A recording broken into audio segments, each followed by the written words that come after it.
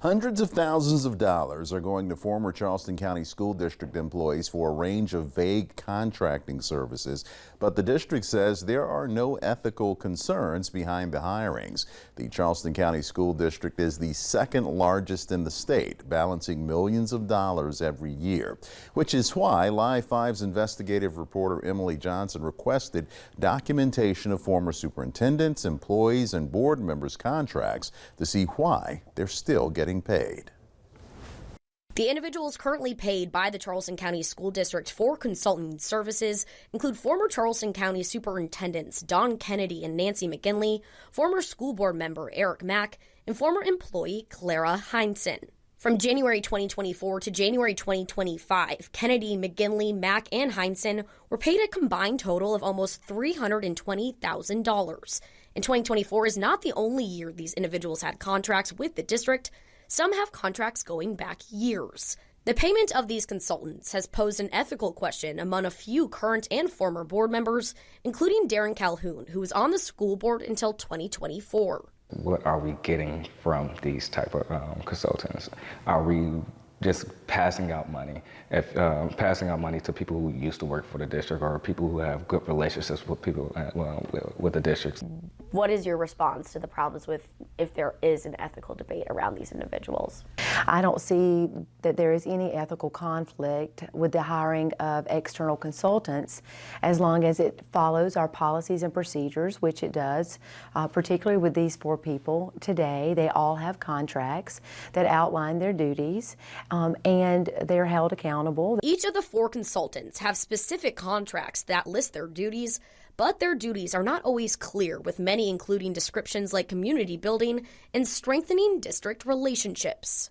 If people are doing community building, that means community members should see them out in the community and actually building those bridges that they're saying that they're doing within these contracts.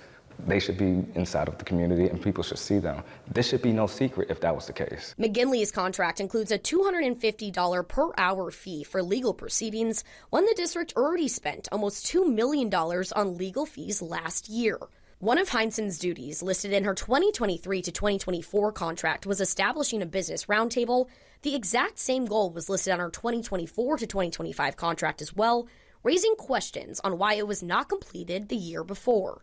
The contracts are not as specific in some instances as in others to give us the flexibility to ask questions and ask for services as needed of these consultants along the way, depending upon whatever challenges the district faces. Huggins has acted as CCSD's superintendent since February of 2024 after turmoil in the district over superintendent hirings, resignations, and firings in recent years. Nancy McGinley is one such mentor of mine, as is Don Kennedy, and I rely on them for expertise and advice that as a new and a young superintendent, I value very much. I've never paid for a mentor.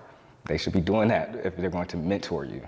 In past years, contractors were paid out of the general operating fund, which was taxpayer dollars. CCSD claims payments for these consultants now come out of private donations. I don't care if it's coming from the general operating fund, the debt services fund. It's taxpayers' money, and we deserve to understand where that money is going and what it is actually doing to help our kids actually rise in our system. We have not utilized taxpayer monies for this at all. In fact, less than 10% of the donor fund is being utilized for these services. Transparency, the argument from both Calhoun and Huggins when it comes to this topic, but with both having very different opinions. The transparency report is a transparency report for a reason, and we should not have to be trying to pull back the levels, the onion, the curtains and everything of what these contracts mean. Well, the public deserves transparency, especially with everything going on now here in the Charleston region. We are dedicated to such. The district did provide more detailed descriptions of these individual contracts, which can be found on our website, live5news.com. For Live 5 Investigates, I'm Emily Johnson. We reached out to the four individuals mentioned in this story, but have not heard anything back.